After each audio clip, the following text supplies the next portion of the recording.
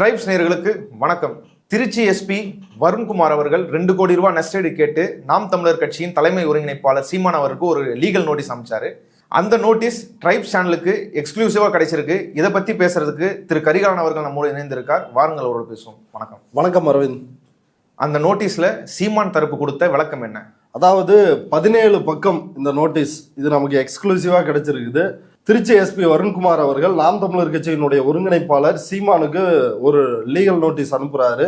அந்த லீகல் நோட்டீஸ்ல இந்த நோட்டீஸ் கிடைத்த 7 நாட்களுக்குள் நிபந்தனையற்ற மன்னிப்பு கேட்கணும். ஏன்னா என்னை பற்றி ஜாதி ரீதியாக எனக்கு வெறுப்பு இருக்குது அப்படின்னு சொல்லி மிக மோசமான முறையில் சித்தரித்து பேசியிருக்கிறீங்க அப்படின்னு ஒரு நோட்டீஸ் அனுப்புறாரு. அந்த நோட்டீஸுக்கு பதிலளிக்கும் விதமாக சீமான் தரப்புல ஒரு நோட்டீஸ் கொடுத்துருக்குறாங்க. அவர் வச்ச கண்டிஷன், எஸ்பி வருண்குமார் வச்ச கண்டிஷன் என்னன்னா, 7 நாட்களுக்குள் நிபந்தனையற்ற மன்னிப்பு கேட்க வேண்டும், 2 கோடி ரூபாய் மான நஷ்டஈடாக கொடுக்கணும். அப்படி இல்லாத பட்சத்தில் நான் இதை கோர்ட்ல legal proceeding, criminal and civil ப்ரொசீடிங்ஸ்ல இதை நான் எடுத்துட்டு போவேன் அப்படின்றதுதான் அவர் கொடுத்த நோட்டீஸினுடைய சாராம்சம். அதற்கு பதிலளிக்கும் விதமாக சீமான் தரப்பிலிருந்து 17 பக்க பதில் மனுவை நேற்று சீமான் அனுப்பிச்சிருக்கிறாரு. இந்த முழு டாக்குமெண்ட்டும் நமக்கு கிடைச்சிருக்குது. இது யார் பேர்ல அனுப்பப்பட்டிருக்குதுன்னா, நாம் தமிழர் கட்சி வழக்கறிஞர் பாசறையினுடைய மாநில தலைவராக இருக்கக்கூடிய சேவியர் ஃபெலிக்ஸ் அவர் தான் இந்த பதில் மனுவை சீமானுடைய தரப்பில் இருந்து அனுப்பிச்சிருக்கிறாரு. இதுல பல இன்ட்ரெஸ்டிங்கான ஃபேக்ட்ஸ் இருக்குது. இந்த நோட்டீஸை பொறுத்த வரைக்கும் இந்த 17 பக்கத்தையும் சிம்பிளா சொல்லணும்னா, மன்னிப்பு என்ற வார்த்தை இல்லாத 17 பக்க மன்னிப்பு கடிதம் அப்படின்றதான் இந்த நோட்டீஸினுடைய ஒரு சிறப்பம்சம். இந்த நோட்டீஸில் கூடுதலாக, அதாவது எஸ்பி வருண்குமாருக்கு பதில் சொல்கின்றேன் என்ற பெயரில் புதிதாக தங்களுக்கு தாங்களே ஆப்பு வைத்துக் கொண்டிருக்கிறார்கள் சீமானும் சாட்டை துரைமுருகனும். இது ஒரு பாயிண்ட். இன்னொரு கூடுதலான பாயிண்ட், ஏற்கனவே கடந்த பேட்டியில நம்ம பேசினது மாதிரி, இதற்கும் எனக்கும் எந்த தொடர்பும் இல்லை, உங்களுக்கும் எனக்கும் எந்த பிரச்சனையும் இல்லை, சாட்டை துரைமுருகன் தான் இப்படி சொன்னான், அதனாலதான் நான் இப்படி பேசிட்டேன் அப்படின்ற இந்த 3 விஷயங்கள் இந்த நோட்டீஸ் மூலமாக நம்மால் உணர முடிகிறது. வாங்க பக்கத்துக்கு பக்கம் இந்த நோட்டீஸ்ல என்ன இருக்குன்னு நம்ம பார்க்கலாம். இதுல குறிப்பா சொல்லணும்னா, முதல் பக்கத்தில் இருக்கின்ற 2வது பாயிண்ட், தன்னை பற்றி சீமான் இதுல விளக்கம் கொடுத்திருக்கிறார். அந்த 2வது பாயிண்ட் என்ன சொல்லிருக்கிறாங்கன்னா, அவர் leader is a graduate social reformer, humanist and started his career in various field of film industry, film actor, acted a number of films, carried away by a freedom fight of Tamils in Sri Lanka and genocide of Tamils in Sri Lankan war அப்படின்னு போயிட்டே இருக்குது. அதாவது எங்களுடைய தலைவர் ஒரு சமூக சீர்திருத்தவாதி, அவர் எங்க தலைவர் ஒரு கிராஜுவேட், எங்க தலைவர் ஒரு பட்டதாரி, அவர் சமூக சீர்திருத்தவாதி. இவன் என்ன சீர்திருத்தத்தை சீமாண்டி பண்ணான்னு தெரியல, சாரி ஷூமாண்டி பண்ணான்னு தெரியல. இவன் சீர்திருத்தவாதியாம், அடுத்து ஹியூமனிஸ்ட் மனிதநேயவாதியாம். இவர் பல திரைப்படங்களில் நடித்திருக்கிறாராம், பல திரைப்படங்களை இவர் எடுத்திருக்கிறாராம். பாருங்க எவ்வளவுலாம். இவர் தான் ஈழ பிரச்சனைக்காக குரல் கொடுத்தாராம், இவர் தான் அங்க நடக்கிற ஜெனோசைட்டுக்காகவும் குரல் கொடுத்தாராம். அதாவது ஏண்டா பதில் கொடுத்து ஒரு நோட்டீஸ் அனுப்புடான்னா அதுல பாருங்க எவ்வளவு பம்மியமா, ஐயா நான் ஒரு மனிதநேயவாதி, இதெல்லாம் நீங்க அந்த கோணத்தில் பார்க்கணும்.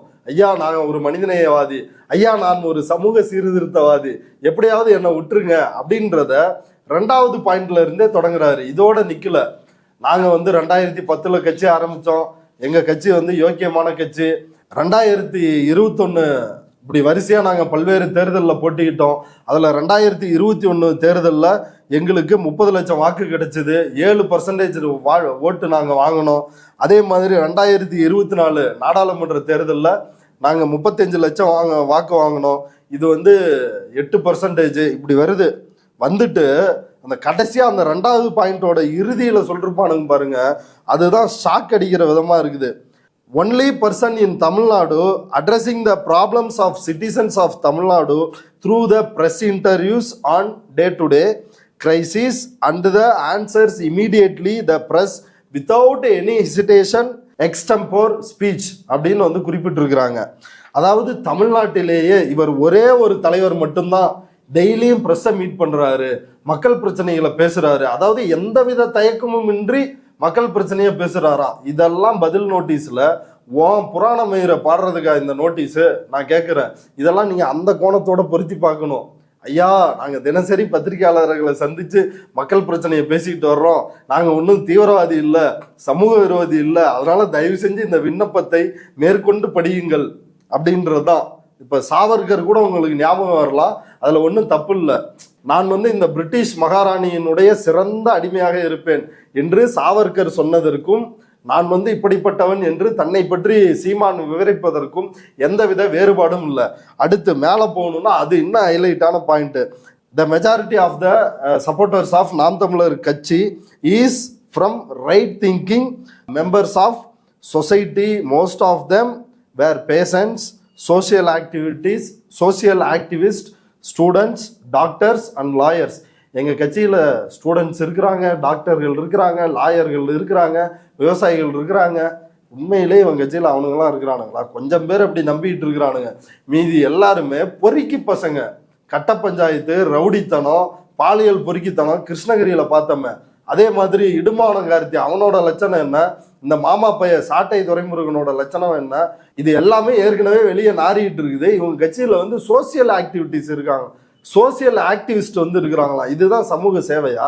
ஏன்டா 13 குழந்தைங்களை ரேப் பண்ணி இருக்கிறான், இதுக்கு பேர் சமூக சேவை? எங்க கட்சியில இப்படிப்பட்ட மெம்பர் எல்லாம் இருக்கிறாங்கன்னு இவன் எவ்வளவு பெருமிதமா சொல்றான்னா இவன் எவ்வளவு பெரிய அயோக்கிய பயலா இருப்பா. இது அதோட நின்று இருந்தாதான் பரவாயில்ல. அடுத்த கட்டம் தான் மெயின் கட்டம். இது போலீஸ். இது தன்னை பத்தி, ஐயா கணவானே, மகாராஜா, எஜமானே, நான் இப்படி சோ, நான் இப்படிப்பட்டவன் அப்படின்னு முதல் ஆஃப். ரெண்டாவது ஆஃப் ரொம்ப ரொம்ப ரொம்ப ரொம்ப சூப்பரான பார்ட்டு.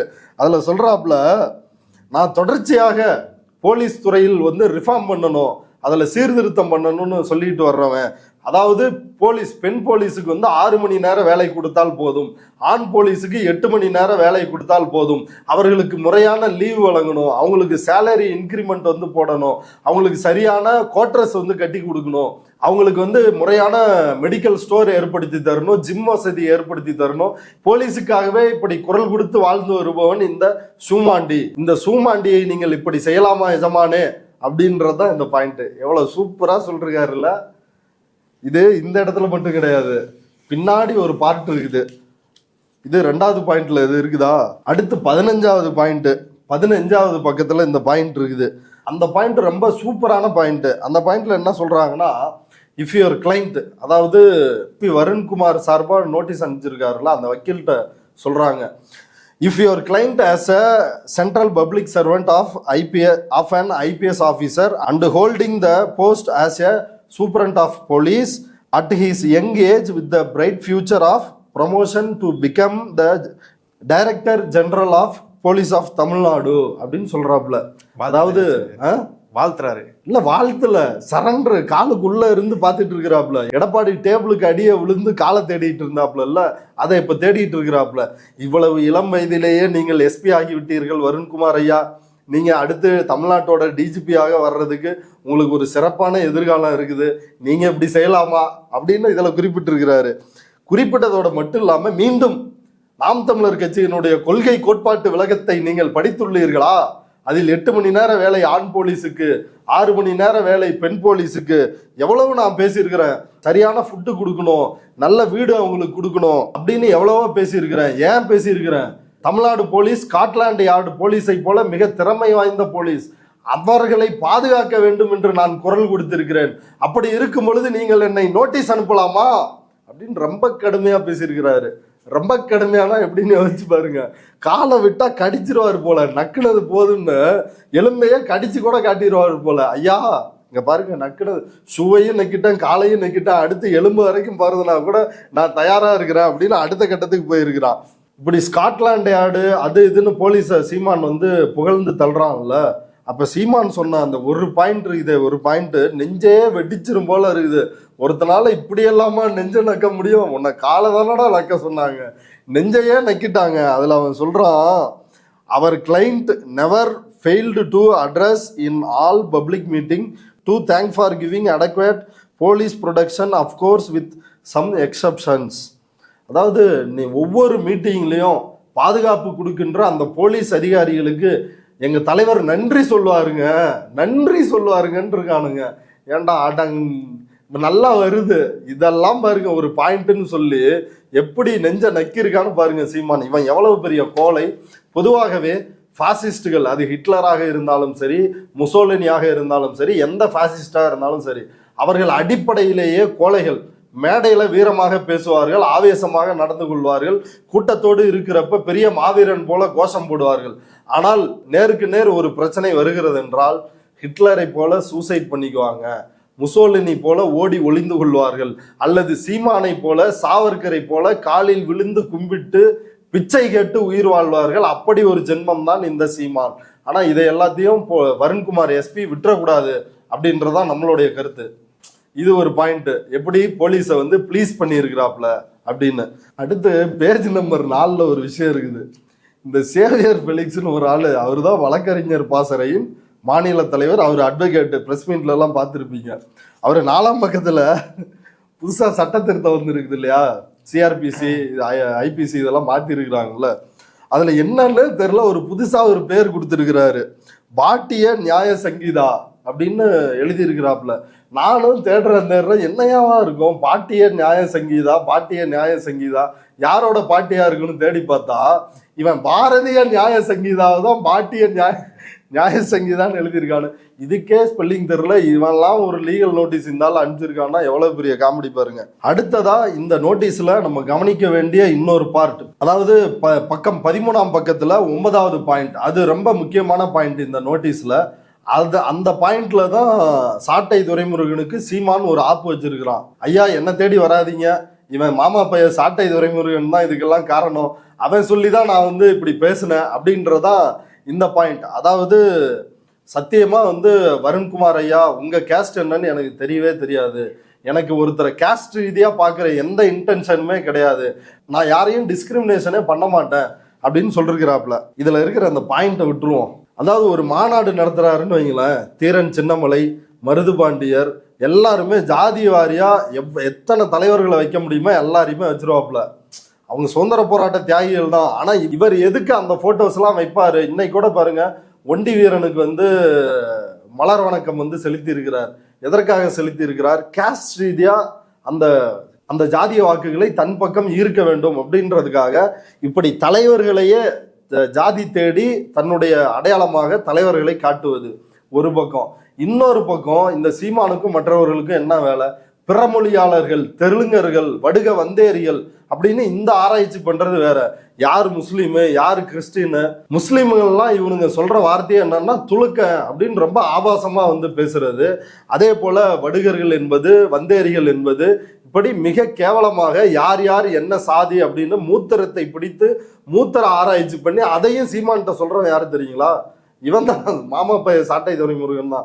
அவனுக்கு ஒரு டப்பா கொடுத்துட்டா போதும் மூத்திரத்தை, அவன் உடனே ஆராய்ச்சி பண்ணி இது இவர் இந்த ஜாதி அப்படின்னு கண்டுபிடிச்சு சொல்லிடுவான். அந்த பாயிண்ட்ல எப்படி சாட்டை துரைமுருகனை சீமான் வந்து சிக்க வச்சிருக்கான் அப்படின்னா, it was believed to be as true, அது உண்மை என்று நாங்கள் நம்புகிறோம், which is purely based upon the open remarks made against your client by one of the police official to சாட்டை Duraimurugan, which was brought to the notice of our leader. அதாவது சாட்டை துரைமுருகனிடம் ஒரு police official வந்து சொன்னாரு, இப்படி இவருக்கு ஜாதி வெறுப்பு இருக்குது. அதாவது அந்த பழைய மேட்டரை நான் நினைவுபடுத்தணும்னு நினைக்கிறேன். எஸ்பி வருண்குமார் எங்க பக்கத்து ஊருக்காரர் தான், ஒரப்புலிக்காரரு. அந்த எஸ்பி வருண்குமார் குறித்து சீமான் பேசின அந்த வார்த்தைகள் மிக மிக முக்கியமானது. சாட்டை துரைமுருகன் கைது செய்யப்படுகிறான். ஒரே நாள்ல அவனை வந்து ரிமாண்ட் பண்ணாம ஜட்ஜை வந்து வெளியே விட்டுறாரு. அதற்கு பிறகு சீமான் ஒரு பேட்டி கொடுக்குறான். அந்த பேட்டியில் ஷூமாண்டி என்ன சொல்றான்னா, அதாவது இந்த எஸ்பி வருண்குமார் ராம்நாடுக்காரரு, எங்க ஊருக்கு பக்கத்து ஊரு தான், ஒரப்புள்ளி தான் இவரோட சொந்த ஊரு, இவர் அடிப்படையிலேயே பிறப்பு வெறுப்பு கொண்டவர், குறிப்பாக தேவர், தேவேந்திரர், நாடார், கோனார் இந்த சாதியினரை குறிவைத்து தாக்குகின்றார், ரொம்ப அதிகமா விளையாடுறாரு, முடிஞ்சா என்ன கைது பண்ணிப்பார் அப்படின்னு சவால் விட்டார். அதுலதான் சாதிய ரீதியாக இவர் அட்டாக் பண்ணி விடுறாரு. அந்த அட்டாக்கை தொடர்ந்து தான் நாம் தமிழர் கட்சியினர் அவருடைய குடும்பத்தினருக்கும், அவருடைய மனைவிக்கும், அவருடைய குழந்தைகளுக்கும், அவருக்குமே கொலை மிரட்டல் விடுக்கிறாங்க, ஆபாசமா பேச ஆரம்பிக்கிறானுங்க. இன்னை வரைக்கும் ஒரு 22 பேருக்கும் மேல தொடர்ந்து சிக்கிக்கிட்டே இருக்கிறானுங்க வரிசையா. அப்ப இந்த ஸ்டேட்மெண்ட் இதை நீங்க எங்க இருந்து சொல்ற, இதுக்கு ஏதாவது ஆதாரம் இருக்கிறதா அப்படின்னு எஸ்பி வருண்குமார் தரப்புல கேள்வி எழுப்புறாங்க. அதற்கு தான் சீமான் சொல்றான், சாட்டை துரைமுருகன்ட்ட ஒரு one of the police official வந்து சொன்னாரு, அது உண்மைன்னு நாங்க வந்து நம்புறோம், அது எங்க தலைவரினுடைய பார்வைக்கு நாங்க கொண்டு போனோம், அந்த தகவலைத்தான் எங்க தலைவர் வந்து சொன்னாரு அப்படின்னு சொல்றாங்க. அப்ப இதன் மூலமாக சீமான் தெரிவிப்பது ஒன்றே ஒன்றுதான், ஜெயிலுக்கு போன தம்பிகளுக்கும் எங்க கட்சிக்கும் எந்த சம்பந்தமும் இல்லை, யாரோ ஃபேக் ஐடியில எழுதியிருக்கிறாங்க அப்படின்னு அந்த தம்பிகளை கை கழுவி விட்டார். இப்ப சாட்டை துரைமுருகனையும் கை கழுவி விட்டார்.